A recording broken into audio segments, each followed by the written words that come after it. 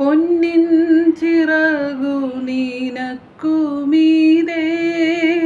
കർത്തൻ വിരിച്ചതു കാണുന്നില്ലേ? പൊന്നിൻ ചിറകു നീനക്കുമീതേ കർത്തൻ വിരിച്ചതു കാണുന്നില്ലേ? ജീവിതയാത്രക്കാരാ, കാലടികൾ എങ്ങോട്ട്?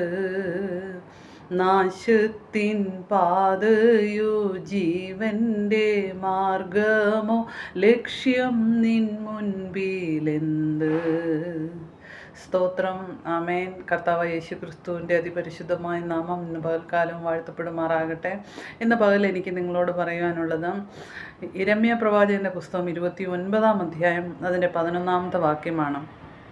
അവിടെ പറയുന്നു, ഞാൻ നിങ്ങളെക്കുറിച്ച് നിരൂപിക്കുന്ന നിരൂപണങ്ങൾ ഇന്നവ എന്ന് ഞാൻ അറിയുന്നു. അവ തിന്മയ്ക്കായല്ല നന്മയ്ക്കായുള്ളതത്രേ ഉള്ള നിരൂപണങ്ങൾ എന്ന യഹോവയുടെ അരുളപ്പാട്. ആമേൻ. സ്തോത്രം. വചനത്തിനായി സ്തോത്രം ചെയ്യാം. നമുക്ക് വേണ്ടി, നമ്മുടെ നന്മയ്ക്ക് വേണ്ടി നിരൂപിക്കുന്ന നല്ലൊരു ദൈവം സ്വർഗത്തിലുണ്ടെന്ന് ദൈവമായ യഹോവ പറയുന്നു. ഹല്ലേലൂയ. സ്തോത്രം. പ്രിയമുള്ളവരെ, നമ്മുടെ നന്മയ്ക്കായിട്ട് ചിന്തിക്കുന്നവരെ, ലോകത്തിൽ നമ്മുടെ മാതാപിതാക്കളും സഹോദരങ്ങളും ഒക്കെ നമ്മുടെ നന്മയ്ക്ക് ചിന്തിക്കുന്നവരാണ്. പക്ഷേ അതിൻ്റെയൊക്കെ പൂർത്തീകരണത്തിലെത്താൻ അവർക്ക് സാധിക്കുമെന്ന് എനിക്ക് തോന്നുന്നില്ല, സാധിച്ചിട്ടുമില്ല. ഏറെക്കുറെയൊക്കെ എന്തെങ്കിലുമൊക്കെ ചെയ്തു എന്നാലും നമുക്കത് സംതൃപ്തമൊന്നുമല്ല, പലർക്കും അതെ. എന്നാൽ നമ്മുടെ നന്മയ്ക്കായി നിരൂപിക്കുന്ന ദൈവം, പ്രപഞ്ചത്തിൻ്റെ സൃഷ്ടാവോ, നമ്മുടെ സൃഷ്ടാവോ, നമ്മളെ സ്നേഹിച്ച് നമ്മളെ ക്രിസ്തു യേശുവിലൂടെ വീണ്ടെടുത്ത് നമ്മളെ ദൈവമക്കളാക്കി തീർത്ത നമ്മുടെ പിതാവായ ദൈവം നമ്മുടെ നന്മയ്ക്ക് വേണ്ടി നിരൂപിക്കുമെന്ന് പറയുന്നു. ഈ വചനം പറയുന്നു, ഞാൻ നിങ്ങളുടെ നന്മയ്ക്കായി നിരൂപിക്കുന്നു. ആമേൻ. സ്തോത്രം. അങ്ങനെ ഒരു പിതാവ് നമുക്ക് സ്വർഗത്തിലുണ്ട്. പ്രിയമുള്ളവരെ, ആ പിതാവിൽ ആശ്രയിക്കാം.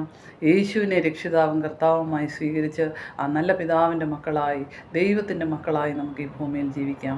എല്ലാവരെയും യേശുവിൻ്റെ നാമത്തിൽ സമൃദ്ധമായ ഐശ്വര്യമായി അനുഗ്രഹിക്കുന്നു. എല്ലാ മുഖങ്ങളിലും സന്തോഷവും സമാധാനവും ഉണ്ടാകട്ടെ യേശുവിൻ്റെ നാമത്തിൽ. ആമേൻ.